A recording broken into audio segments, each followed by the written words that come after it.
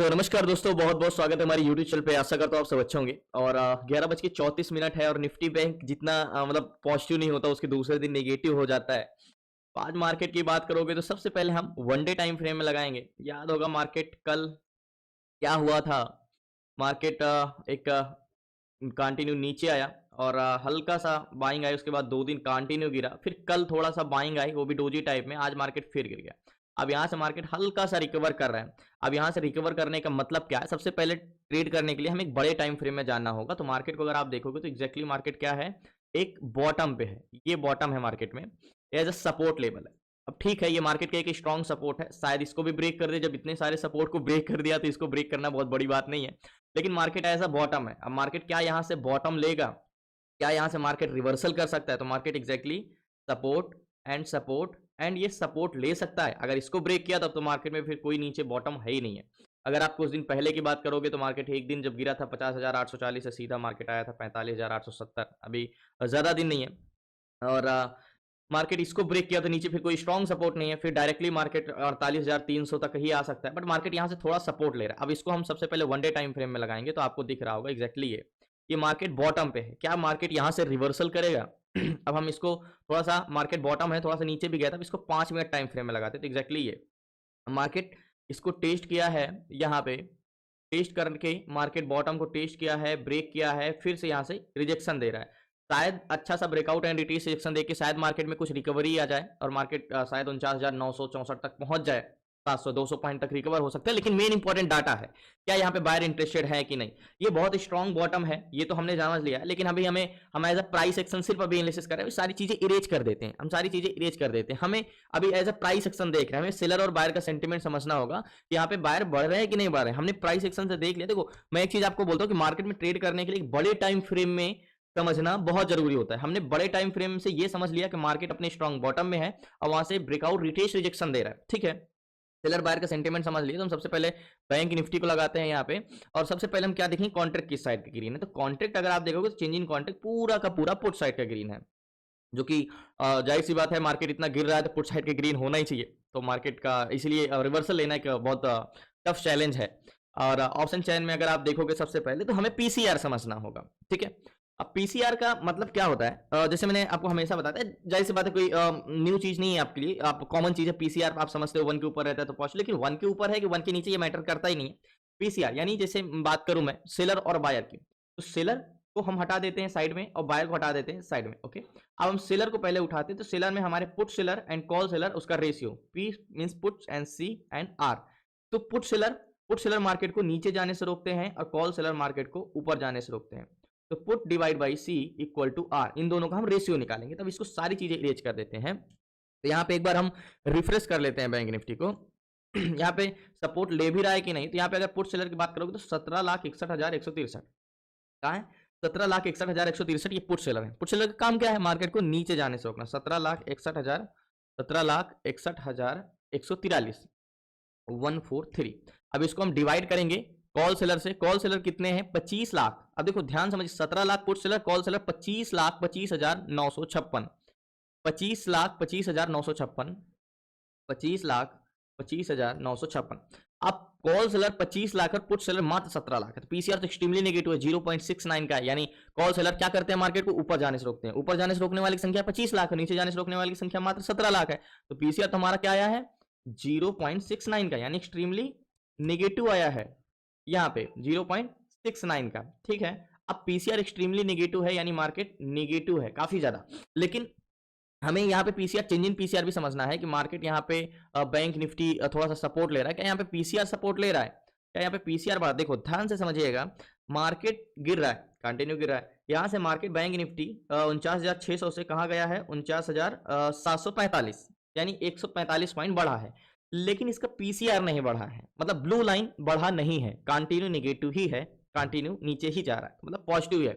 तो हमें ये चीज समझ ध्यान में रखना है कि मार्केट यहाँ से सपोर्ट तो ले रहा है लेकिन डाटा सपोर्ट नहीं ले रहा है। तो मार्केट में यहाँ पे डाटा बिल्कुल भी पॉजिटिव नहीं लग रहा है मुझे। ठीक है, ऑप्शन चैन में हम अगर बात करें तो डाटा पॉजिटिव नहीं है। सो फाइनली हमने ये समझ लिया कि मार्केट गया है ऊपर, लेकिन यहाँ पे डाटा पॉजिटिव नहीं हो रहा है। इसका मतलब मार्केट में सपोर्ट, मतलब मार्केट का बेस मजबूत नहीं, क्योंकि अगर मार्केट को जाना होता तो यहाँ पे थोड़े बहुत पुट सेलर भी ऐड होना चाहिए था। ठीक है, अब हम यहाँ पे सारी चीजें फिर से इरेज कर देते हैं। पीसीआर निगेटिव, अब हमें ट्रेड करने के लिए एक जोन चाहिए, जैसे कि हम यहाँ का जोन लेते हैं 700 का जोन, सबसे इंपॉर्टेंट जोन है एग्जैक्टली ये 700 का जोन, ये ठीक है, ये 700 का जोन। या तो मार्केट इसके नीचे आ जाए, एक बार वन डे टाइम फ्रेम लगाते हैं, क्या नीचे कोई सपोर्ट लेवल एग्जैक्टली अगर हम सपोर्ट लेवल की बात करें तो हमारा ये भी सपोर्ट लेवल है, जो हमने 700 का जोन खींचा एग्जैक्टली ये बॉटम है। अगर इसको हल्का सा नीचे कर दो, ये वाला जोन 664, तो मेन दो जोन है हमारे पास एग्जैक्टली ये 5वें टाइम फ्रेम में लगाएंगे तो हमारा ये जोन है, ठीक है। लेकिन हम ऊपर का ही जोन रखेंगे, नीचे का जोन रखते हैं एग्जैक्टली ये वाला, ये हमारा एक राउंड फिगर जोन हो गया, ठीक है। लेकिन हम 700 का ही जोन पकड़ेंगे, ये हमारा 660 का जोन हो गया। अब मैंने इसको क्यों पकड़ा आप अच्छे से जानते हो।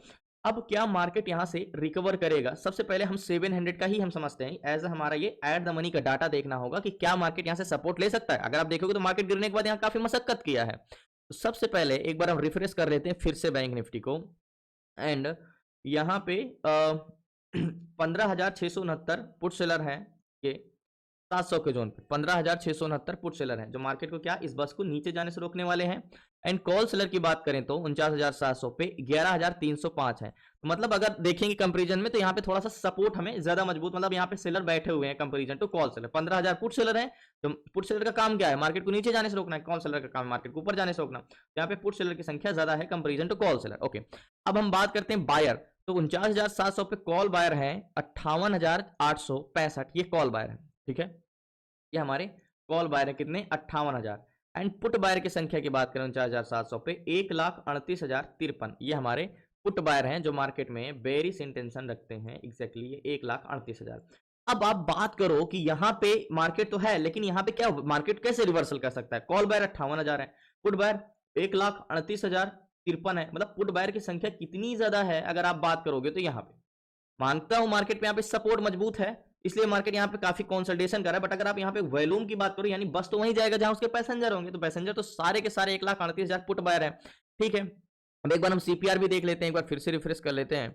और यहाँ पे कॉल बायर की संख्या क्या है 34 lakh and put buyer 42 lakh. तो सिंपली आप यहाँ पे कैलकुलेटर को देखोगे तो 42 क्या है पुट बायर, तो कॉल बायर कितने 34 माइनस 42, तो यहाँ पे अगर आप इक्वल करोगे तो -8 लाख पुट बायर ज्यादा है।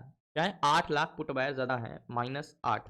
ओके, अब देखो यहाँ पे सपोर्ट तो मजबूत है, बट अगर हम ओवरऑल देखें एक बार हम चेंज इन पीसीआर भी देख लेते हैं एचडीएफसी बैंक का, कि एचडीएफसी बैंक का क्या इंटेंशन है। एचडीएफसी बैंक सपोर्ट तो नहीं ले रहा है कहीं।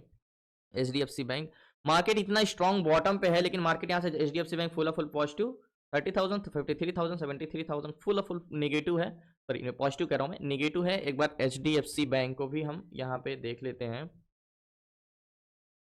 नेगेटिव है। एंड आईसीआई बैंक को देख लेते हैं, आईसीआई बैंक फुल नेगेटिव है 16,000 एंड 20,000 29,000 एंड 21,000 फुल नेगेटिव। एक बार आईसीआई बैंक को यहाँ पे हम चेंज इन पीसीआर में भी देख लेते हैं,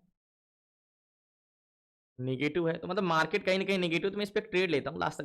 तो फाइनली निफ्टी बैंक में टोटल मैंने 3 लॉट लिया है और 49,600 का पी लिया है, एंड बाइंग प्राइस मेरी 715 की है, अभी 708 चला है। अब देखो मैं इसलिए कह रहा हूँ मार्केट में एज अ रिस्क थोड़ा सा तो है। हम रिस्क की बात करें तो जैसे 546 है, 600 चल रहा है, तो टारगेट पॉइंट मेरा क्या होगा, टारगेट पॉइंट मेरा एग्जैक्टली ये वाला होगा 955 का, 666 चल रहा, 555 का 654 चल रहा, 100 पॉइंट का टारगेट होगा। अब मार्केट में मुझे थोड़ा सा रिस्क ये है कि मार्केट अपने बहुत स्ट्रॉन्ग सपोर्ट पे है, डबल बॉटम भी बना रहा है, तो थोड़ा सा चांसेस है, लेकिन जिस हिसाब से डाटा है तो नेगेटिव होना चाहिए। अब मार्केट में हम एज अ रिस्क की बात करें तो मार्केट में क्या रिस्क रख सकते हैं, मार्केट यहाँ तक जा सकता है तो ऐसा हमारा रिस्क है, ये यहाँ तक जा सकता है। बट टारगेट पॉइंट मेरा नीचे का ही है, ये है, ये मेरा टारगेट पॉइंट है। और मार्केट का एक बार हम सीपीआर जरूर चेक करते रहेंगे कि मार्केट में याद होगा -8 था कॉल बायर, -8 थे, यानी पुट बायर ओवरऑल वैल्यू में -8 थे 43 एंड 35, तो 5 3 8 अभी भी हैं। तो यहाँ पे हम वेट करते हैं, ये मेरा ऊपर का रिस्क जोन है, नीचे का टारगेट पॉइंट है, 100 पॉइंट का टारगेट है निफ्टी बैंक में। और इतना ज्यादा एक्सट्रीमली है, मतलब अगर हम बात करें तो एक चीज है कि इंडिया विक्स को एक बार अगर हम देखेंगे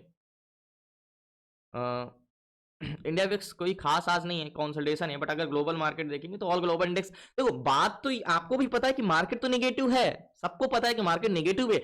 मेन एनालिसिस यही करना है कि कहीं यहां से पॉजिटिव तो नहीं होगा, यहां से मार्केट रिवर्सल तो नहीं कर जाएगा। बाकी नेगेटिव तो हमें भी दिख रहा है, सब कुछ नेगेटिव है, डाटा है, प्राइस एक्शन है, लेकिन यहां से मार्केट क्या है 10:45 से अभी 11:45 हो रहे हैं, तो 1 घंटे से मार्केट यहीं पे घूम रहा है, तो यहां से कहीं रिवर्सल या सपोर्ट तो नहीं ले लेगा मार्केट, यही चीज जानना है। तो मेरे हिसाब से अगर हम बैंक निफ्टी में देखें तो मेरे हिसाब से रिवर्सल तो अभी नहीं ले सकता, क्योंकि यहाँ पे अगर एक बार पीसीआर बढ़ना चाहिए, बट पीसीआर नहीं बढ़ा है, मार्केट अगर यहाँ से ऊपर भी गया है तो पीसीआर नहीं बढ़ा, पीसीआर नीचे ही गिरा है, चाहे एचडीएफसी बैंक का हो, चाहे आईसीआई बैंक का हो, चाहे निफ्टी बैंक का हो। तो टारगेट पॉइंट मेरा ये है 956 का, अभी 647 चला है जो हमने ट्रेड लिया है। बाइंग प्राइस मेरी एग्जैक्टली 716 की है, एंड 730 चल रहा है, यानी 15 पॉइंट का प्रॉफिट चल रहा है अभी, क्योंकि हमने वहां पे किया है। तो वेट करते हैं, इंतजार करते हैं, लास्ट तक बने रहिए प्लीज। नया चैनल को सब्सक्राइब कर।